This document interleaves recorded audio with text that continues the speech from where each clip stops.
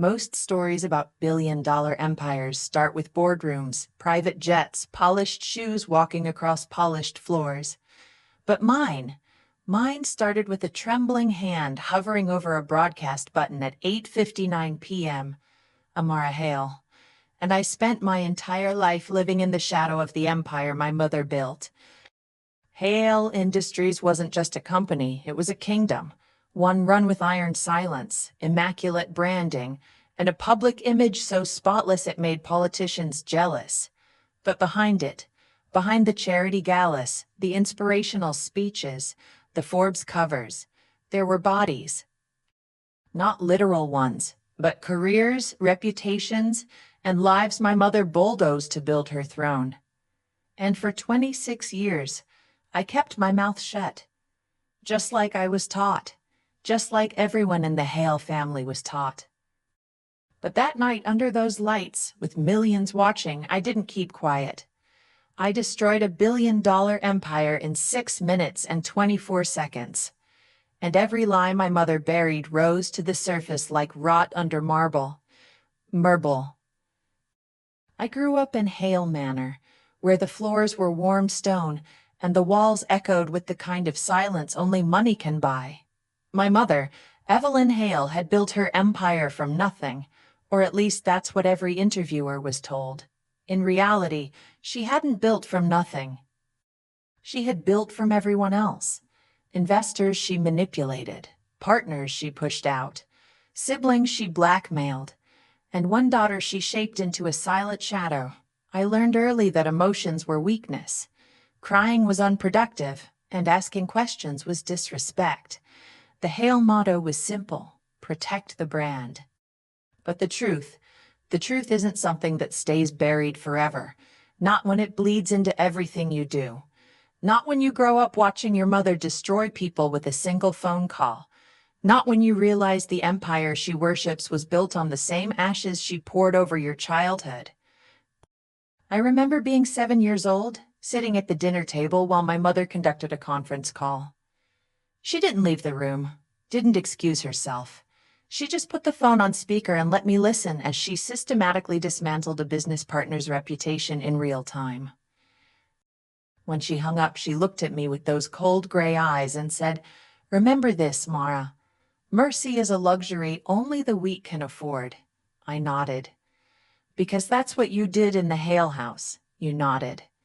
"You absorbed. You never questioned." But inside,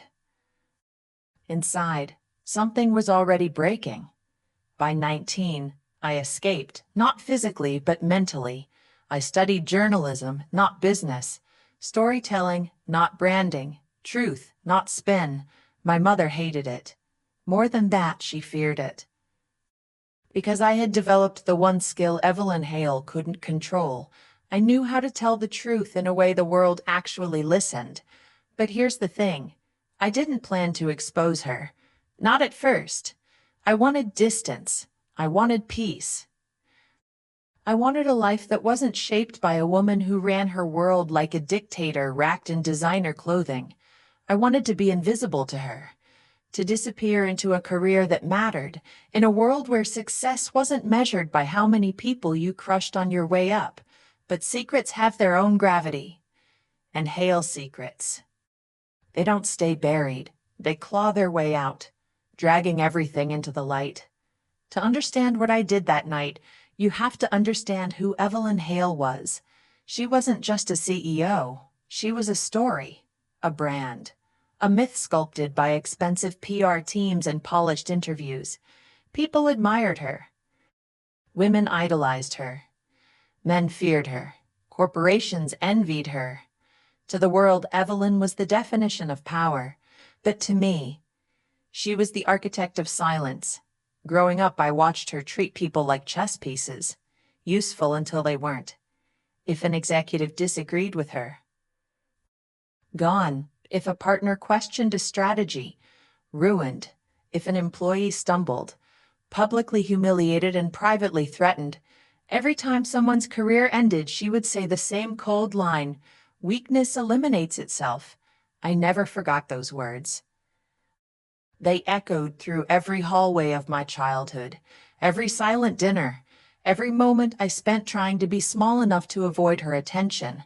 The first crack in the Hale empire, the one that never made headlines, happened when I was 15. My Aunt Lydia, the only warm soul in the family, discovered something inside Hale Industries' financial wing, something illegal, something big. One night, I was supposed to be asleep, but I crept to the top of the stairs and listened as Lydia confronted my mother in the study below. "If this could destroy you," Lydia said, her voice shaking. "You have to come clean." My mother's voice didn't tremble. It didn't rise. It cut like ice. "No, Lydia, it will destroy you." 3 weeks later, Lydia had a mental breakdown, resigned from the company, and moved across the country. That was the official story. The truth: Lydia was blacklisted so thoroughly she couldn't get a job at a coffee shop, let alone a corporation.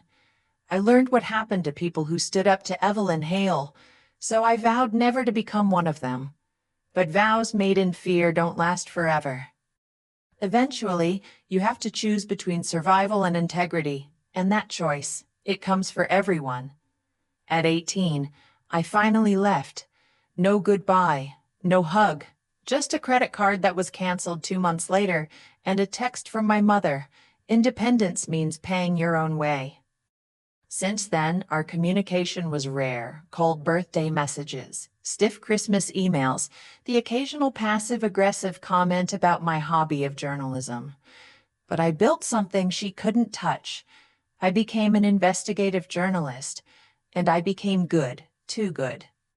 My stories exposed corruption, abuse of power, corporate fraud, fake charities, the exact world my mother lived in. Every article I published carved another crack through the Hale Empire's shiny exterior. She never confronted me directly, but I felt it. The pressure, the eyes, the silent war we were waging. We were two women walking on opposite sides of truth, two lives bound to collide, and the collision came from a place neither of us expected. One morning, I found an unmarked envelope slipped under my apartment door. Inside were documents, emails, financial records, all pointing to a massive fraud scheme inside Hale Industries. The sender: synonymous, cowardly, but deadly accurate. As I read through each page, my hands went numb. Toxic waste dumping, falsified environmental reports, payoffs to government officials, silenced whistleblowers, communities poisoned, children sick, and at the center of it all, one signature: Evelyn Hale. My mother wasn't just unethical. She wasn't just manipulative. She was criminal. And these documents were enough to not just destroy her empire, but to send her to prison. I sat at my kitchen table for hours, staring at those pages until the words blurred together. Then I whispered the question I had been avoiding since childhood. Do I finally tell the truth, even if it burns everything? I thought about Aunt Lydia, about every person my mother had silenced, about every community that suffered while Hale Industries collected awards for sustainability, and I realized my silence was complicity. The story was mine to tell, and if I didn't tell it, who would? The night of the broadcast felt unreal, like the universe had folded in on itself and placed me exactly where I was always meant to be, front and center, holding the truth my mother spent decades burying. The network had promoted the segment relentlessly. A whistleblower, a billion-dollar corporation, a trail of destruction hidden behind polished press releases. But no one, not my producers, not the audience, not even my closest friends, knew who the whistleblower truly was, and certainly no one knew the CEO at the heart of the investigation was my mother. Every time a producer passed by, I forced myself to breathe normally. I rehearsed neutral expressions, steady tone, unshakable posture. Inside, I was breaking apart. Minutes before going live, my phone buzzed. "Mom," my mother never called, not unless something was wrong. I stared at her name on the screen, the air thinning around me. I answered, Her voice was razor sharp. "You need to stop tonight's segment." I swallowed. "You don't even know what it is." "I know enough," she exhaled softly, like she was bored. "You're playing with fire, darling." "And I built the match factory." That line hit me like a slap. I remembered being 6 years old, repeating a school speech in front of her, and hearing her whisper to my father, "She has no fire, no presence. She'll never lead anything." Tonight, I wasn't just lighting a match. I was burning down the... "Mom," I said quietly, "you built an empire from lies." There was a long silence. Then her voice dropped into something colder than I had ever heard. "If you go through with this, you are no longer my daughter." I didn't realize I was crying until a tear hit my rat. "I never was," I whispered, and ended the call. As I walked toward the glass studio door, my producer ran over, breathless. "Hey, update.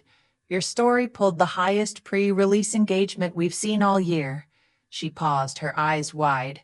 "The CEO, Evelyn Hale, she's here." "Evelyn Hale, she..." In the lobby. My heart detonated in my chest. "She what?" "She's demanding to talk to you." We had to call security. Heat rushed up my spine. Of course she came. My mother never stayed hidden. She attacked. I approached the lobby slowly. Every camera phone pointed at us. Evelyn stepped closer, her perfume familiar and suffocating. "Last chance," she hissed. "Walk away." I didn't blink, didn't breathe. No. Her jaw tightened, but her eyes, for the first time in my life, wavered. Fear. Real fear. She turned away sharply. And that's when I knew. She didn't come here to threaten me. She came because she realized the truth. I finally had more power than her. The countdown to air began. "Going live in 10, Joe." "Bah?" My heartbeat synced with the numbers. Every second brought me closer to detonating the truth my mother prayed I'd bury, the truth that would change everything. I glanced at the teleprompter, then at the producer behind the camera. She gave me a thumbs up. But my hands were shaking, not from fear of speaking, from fear of finally being seen. "Good evening," I began, my voice low but steady. "Tonight's story is about power, and what happens when people use it to harm the very communities they claim to serve." Behind me, the first graphic appeared. Every letter on that screen pulsed like a heartbeat. For decades, Hale Global positioned itself as a champion of environmental sustainability. But internal documents, whistleblower reports, and financial audits show a very different reality. I clicked the remote. The next slide hit the screen like a bullet. Toxic waste disposal, community sickness clusters, fraudulent environmental certifications. The control room went dead silent. "These aren't isolated incidents," I continued. "They form a consistent pattern spanning over a decade, one that was ignored, dismissed, and buried. Like everything Evelyn didn't want people to see." Multiple employees attempted to report the violations. Each time, they were silenced, threatened, paid off. My producer leaned toward the glass, eyes wide. This was bigger than anyone imagined. I clicked again. A confidential memo filled the screen. "The following is a leaked directive, issued directly from the..." It outlines deliberate strategies to suppress environmental impact reports, bribe local officials, and falsify sustainability audits. The signature was unmistakable. Evelyn Hale, my mother. Phones lit up across the newsroom. My producer whispered, barely audible, "It's trending." Worldwide. Journalists started calling. Multiple agencies requested copies of the documents. I didn't pause, didn't break. I kept going. Near the end of the segment, I said the line that would echo across every network, every platform, every dinner table for weeks: "Power means responsibility." And when people with power choose profit over human lives, they don't deserve the pedestal we place them on. My voice softened, barely above a whisper. Even when the person on that pedestal is your own mother. The control room froze. The director's jaw dropped. My producer covered her mouth. I felt something inside me crack open. Not pain, not fear, but release. The kind that comes from finally saying the truth the way it deserves to be said. As the segment closed, I delivered the line that detonated the empire. And this isn't just a story about corporate misconduct. It's a story about the cost of silence and the price families pay when loyalty is valued more than integrity. Then I ended with 4 words, and my silence ends tonight. The broadcast faded to black. The hours that followed were a blur. My phone exploded with messages. The network's legal team surrounded me. Federal investigators requested interviews. Social media erupted. Pound Haley exposed trended globally within minutes. But the call that mattered came at 2:47 a.m. It was Aunt Lydia. She was crying, not sad tears, relieved ones. "I never thought anyone would tell the truth," she whispered. "I never thought I'd see this day." I realized then that my story wasn't just mine. It belonged to everyone my mother had silenced, every person who tried to speak up and was crushed, every community that suffered while the empire smiled for cameras. Within 72 hours, Evelyn Hale resigned. The board launched a full investigation. Criminal charges were filed. The empire began to crumble, and I became the woman who burned down her mother's legacy to save her own soul. People ask me if I regret it, if I wish I'd stayed silent, if the cost was worth it. And here's what I tell them. Talma's silence has a cost too. It costs your integrity, your peace, your ability to look at yourself in the mirror without flinching. I spent 26 years carrying my mother's secrets, and every year, the weight grew heavier. That broadcast wasn't just about exposing corruption. It was about refusing to be complicit, about choosing truth over comfort, about understanding that loyalty to family doesn't mean protecting their crimes. Some people say I betrayed my mother. I say I finally honored myself. Because the hardest truths aren't the ones we tell about strangers. They're the ones we tell about the... And sometimes telling the truth is the most courageous thing you'll ever do, even when it costs you everything. If there's one thing I learned from burning down my mother's empire, it's this: we are not responsible for the sins of our parents, but we are responsible for whether we choose to perpetuate them or end them. Every family has secrets. Every empire has cracks. And every person who stays silent out of fear or loyalty or love is holding up a structure built on lies. The truth doesn't need permission. It doesn't need perfect timing. It doesn't need you to be brave. It just needs you to speak. And when you finally do, when you stand in front of the world and say the thing you were taught never to say, you realize something profound. You were never as powerless as they made you believe. Your voice was always stronger than their silence. And the empire they built to contain you, it was never strong enough to withstand the truth. That night, under those lights, I didn't just expose my mother. I freed myself. And that freedom, no matter what it cost, was worth every single second.